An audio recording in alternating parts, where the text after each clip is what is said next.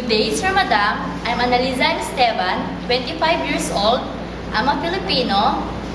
My religion is a Roman Catholic. I'm a married woman and one child. My husband working as a security guard. I have one brother and three sisters. And I'm the third in the family.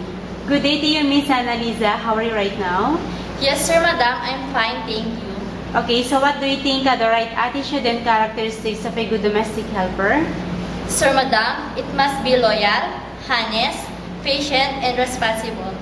So since you're a first-timer, how will you avoid your homesickness? Sir Madam, I will focus to my work and make myself busy. Can you tell us the proper way in how to take care of the children?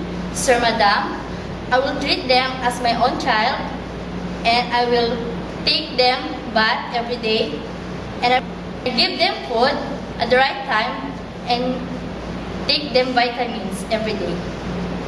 Can you tell us how to take care of the children? Yes, Sir Madam.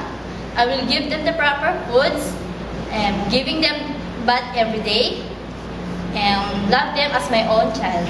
What if you committed mistakes? What to do? Sir Madam, I will say sorry and I promise not to do it again. What is your last message or promise to your employer?